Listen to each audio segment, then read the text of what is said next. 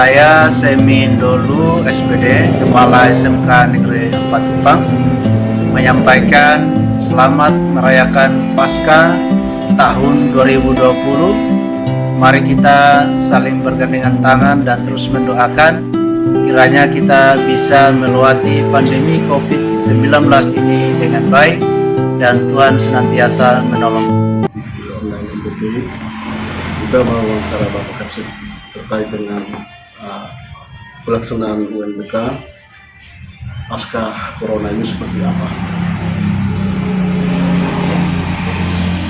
Baik, jadi selamat siang Pak John dan semua pemirsa di mana saja berada. Tentu saya atas nama seluruh Sivitas Akademika Keluarga Besar SMK Negeri 4 Kupang menyatakan keprihatinan yang mendalam dan kepedulian yang tinggi terkait dengan pandemi COVID-19 yang sekalipun kita di Nusa Tenggara Timur sampai dengan hari ini belum ada kasus yang positif yang diberitakan oleh media. Namun bagaimanapun kita tetap menjaga, dan salah satu bentuk kita menjaga serta mendukung kebijakan pemerintah secara khusus instruksi dari Gubernur Nusa Tenggara Timur untuk guru, pegawai maupun siswa itu dirumahkan. Kami bersyukur bahwa sebelum edaran itu keluar, pelaksanaan UNBK untuk tingkat SMK sudah dilaksanakan. Sehingga bagi kami untuk pelaksanaan UNBK tidak ada kendala, tinggal hanya mengikuti proses penilaian. Namun pelaksanaan ujian praktek seperti uji kompetensi keahlian itu tidak bisa dilaksanakan karena pandemi COVID-19 ini. Namun kami sudah melakukan rapat koordinasi, kami lakukan meeting online, video conference dengan para guru pada beberapa hari kemarin, dan kami sepakati beberapa hal. Yang pertama, bahwa pelaksanaan ujian dan pemberian tugas itu dapat diberikan secara online dan offline. Secara online kita menggunakan beberapa aplikasi yang memudahkan, salah satunya adalah Rumah Belajar yang dikeluarkan oleh Kemendikbud, dan juga yang berikut adalah Google Classroom. Nah, selain itu juga kita menggunakan fasilitas media sosial yang digunakan oleh para siswa untuk memudahkan komunikasi kita. Sehingga sejauh ini kami sudah melakukan evaluasi, dan hampir semua wali kelas itu punya nomor HP siswa, sehingga mereka bisa membantu untuk komunikasi, entah itu melalui SMS, melalui telepon, dan juga melalui media sosial lainnya. Tapi sistem penugasan kita itu dilakukan dengan pola terjadwal. Jadi saya sudah perintahkan wakasek kurikulum saya untuk membuatkan jadwal sebagaimana himbauan dari Kemendikbud, tidak boleh membebani siswa sementara mereka berada di rumah sehingga siswa tidak mengalami stres. Maka kita bikin jadwal satu hari itu maksimal 2 mata pelajaran yang memberikan tugas. Jadi tidak boleh lebih.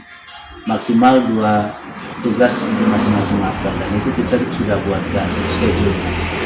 Nah, sedangkan pola penugasannya itu adalah masing-masing guru mata pelajaran memberikan tugas, dibantu, difasilitasi oleh wali kelas. Jadi wali kelas ini sebagai hub, sebagai penghubung pemberian tugas. Kemudian nanti apabila siswa-siswa membutuhkan konsultasi dengan guru mapel, itu bisa langsung dengan guru mapel. Nah, seperti itu. Nah, ujian juga sementara kita rancang untuk diberikan secara online juga. Jadi siswa bisa mengadakan ujian secara online. Kemudian pembimbingan juga kita menggunakan beberapa aplikasi, ada Zoom dan juga ada Webex. Jadi ada guru yang memberikan beberapa hari kemarin mereka kirim videonya ke saya. Mereka mengadakan kelas online dengan cara pembelajaran diberikan atau pembimbingan diberikan oleh gurunya melalui video conference dengan siswanya, dan itu video rekamannya dikirim ke saya, dan menurut saya ini sangat baik. Jadi tidak membuat siswa jadi boring di rumah. Seperti itu. Metode pembelajaran seperti online ini untuk menghindari mewabahnya COVID-19 ini sekarang lagi digenjot oleh dunia pendidikan ini sangat bagus. Tapi apakah kendala tidak Pak mungkin selama ini yang dialami oleh dunia pendidikan dalam ini sekolah sendiri? Ya, kalau kendala sih kita tidak bisa pungkiri ya, pasti ada.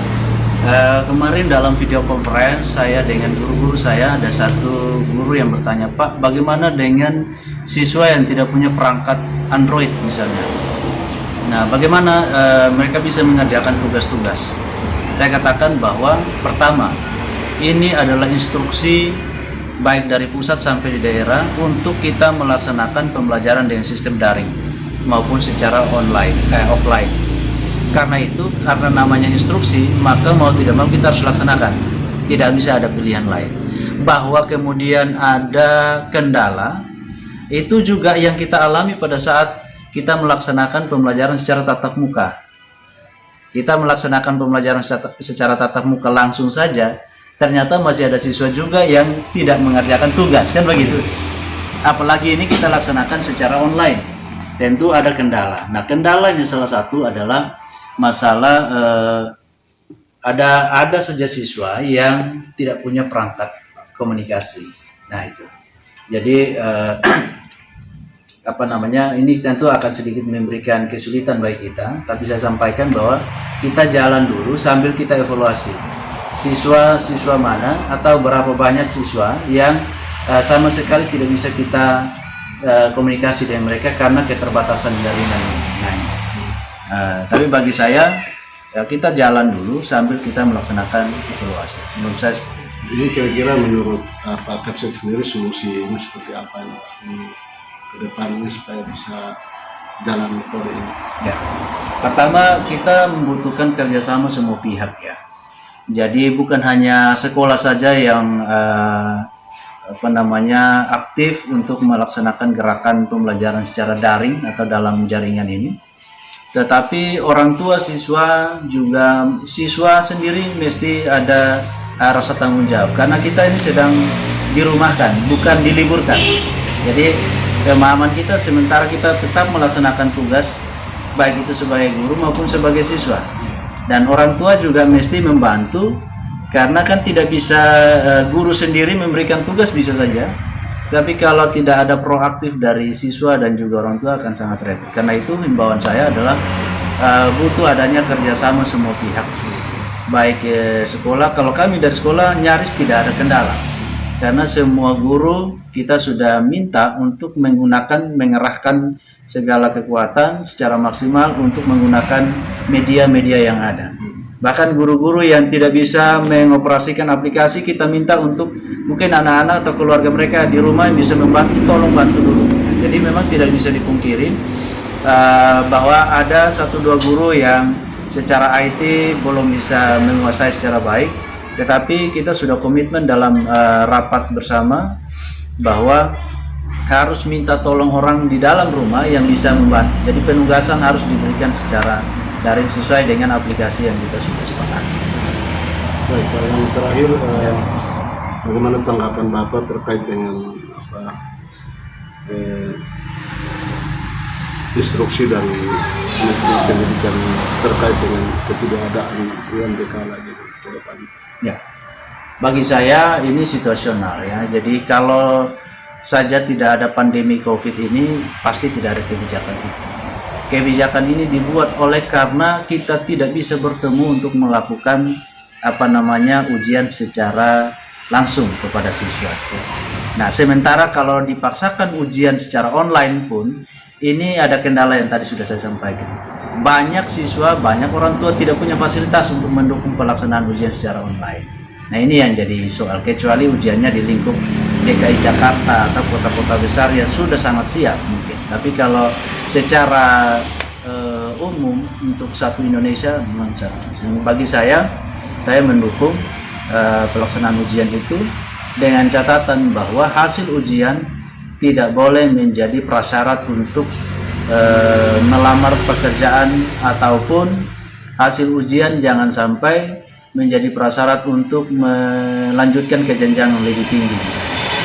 Nah, ya kalau itu yang dipakai kan tentu sangat sulit juga bagi siswa. Baik, harapan Bapak ini apa Pak terkait dengan fenomena ini?